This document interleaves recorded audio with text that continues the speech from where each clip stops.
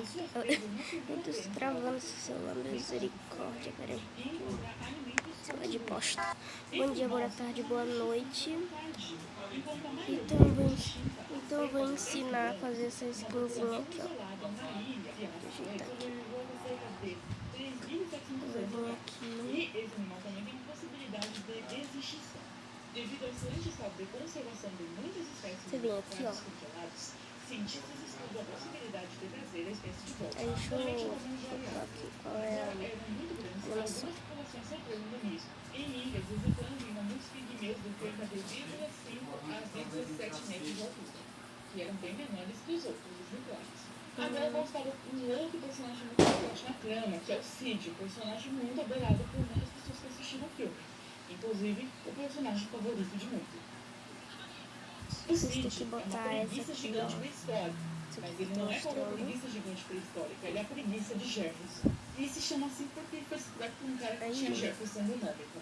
E essa espécie habitou a América do Norte durante o mesmo período que os mamutes, ou seja, ele viveu assim na mesma época do Lenin, na mesma época dos outros animais que apareceram aqui. Ele era uma preguiça terrestre de grande porte, chegando a medir cerca de 3 metros de comprimento e pesando até 1 tonelada. O Thomas Jefferson foi o cara que descobriu os fósseis desse animal e inicialmente acreditava que os seus ossos pertenciam a um leão gigante, porque possuía um crânio muito longo, esguio, boca estreita e garras nas grandes patas dianteiras, usadas na alimentação e defesa. No filme, eles resolveram deixar o Cid menor, para combinar com algumas cenas do filme, e para combinar mesmo ali com a estética do filme, mas nem tudo tinha que ser 100% fiel. Essa espécie foi extinta no final do Pleistoceno superior, há aproximadamente 3.000 a 11.000 anos atrás. Aqui são alguns pontos-chave sobre sua extinção. A espécie desapareceu no final da última era glacial, um período marcado por grandes mudanças climáticas e pela chegada dos seres humanos ao continente. Na cena que o Cid aparece, não sei se você se lembra, mas o Cid ele arruma conflito com os rinocerontes. São dois rinocerontes que acabam crescendo com ele, e o Manny acaba salvando a vida dele. Esses rinocerontes que aparecem aqui são rinocerontes leonosos, grandes mamíferos herbívoros que viveram durante a Era do Gelo, ou seja, no mesmo período dos protagonistas, nas regiões frias da Eurásia, e sendo contemporâneo com mamutes e humanos, aproximadamente 10.000 anos atrás. Basicamente, na mesma fase final, em que vários gigantes da Era do Gelo desapareceram, ele foi extinto por conta do clima. E agora aqui uma curiosidade interessante. Sobre a briga do Manny versus os rinocerontes, eu tenho um dado interessante para trazer aqui sobre esses animais atuais. Nós sabemos que o animal mais equivalente, um mamute danoso, é o elefante. Mais precisamente aqui no tamanho, um elefante africano, que é o maior elefante que nós temos na atualidade. Há um rinoceronte danoso, nós temos o ID eu vou botar na descrição do vídeo. O rinoceronte habita na África. E sim, não é raro você ver elefantes machos e rinocerontes brigarem. E basicamente todas as vezes os elefantes levam a melhor. Isso acontece porque os elefantes são mais fortes que os rinocerontes, são maiores, têm mais força bruta, são mais inteligentes também. E os rinocerontes maior que eu atacam muito os elefantes porque os rinocerontes são animais muito territoriais. Aí o rosto, e os elefantes, principalmente os elefantes machos, quando eles estão com a testosterona lá no pico, eles pegam aqui, eles não desce. Só que às vezes ali, sem outros machos por perto, eles vão meio que acabar puxando briga com qualquer outro animal que estiver perto. Então, é uma curiosidade que eu quis trazer aqui. Teoricamente, o Manny ter descido o cacete nos dois rinocerontes, talvez seria um cenário meio provável, talvez não tanto com dois, né? Talvez esse seja um pouco de exagero.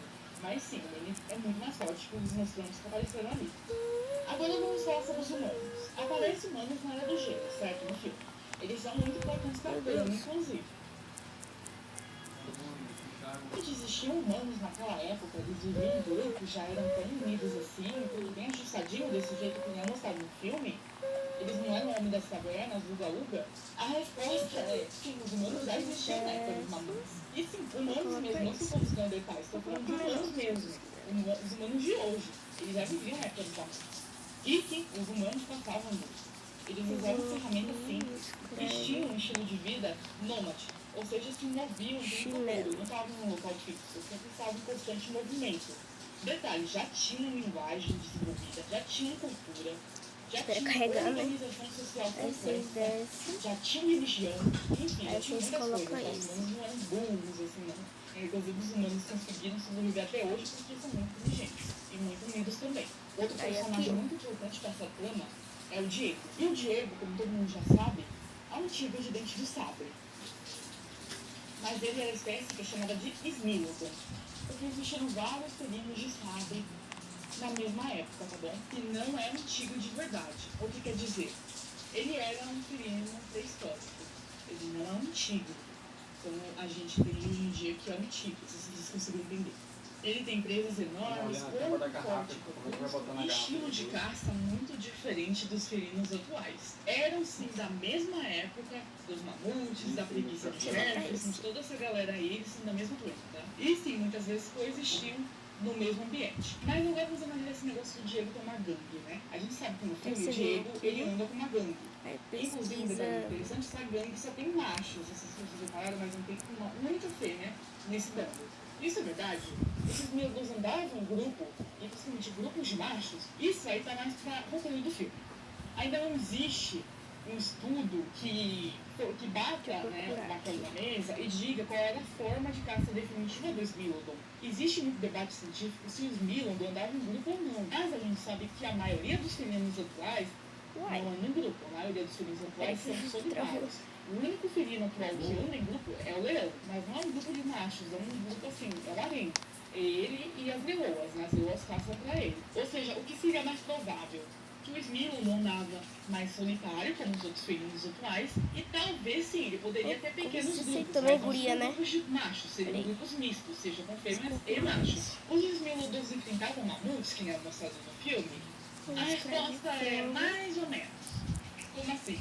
Um Smilodon sozinho não caçaria um mamute adulto, porque seria suicídio. No máximo, ele tentaria pegar um filhote, ou um animal debilitado, um idoso, um mamute que estaria doente. Bem parecido com o que os felinos atuais fazem com animais de grande porte. O Smilodon tinha caninos superiores alongados, de até 30 centímetros. Ele pesava de 200 a 400 quilos. Era extremamente robusto, com patas dianteiras fortes para imobilizar presas grandes em ambientes de floresta. Eles foram extintos há cerca de 10 mil a 8 mil anos atrás. No fim da última era do gelo, a extinção foi causada principalmente pela escassez de presas grandes, mudanças climáticas que alteraram seu habitat, competição, e também foi agravado pela ação humana. Então, Agora, tchau. qual é a relação na época dos Tenha uma boa noite, ou um bom dia, uma boa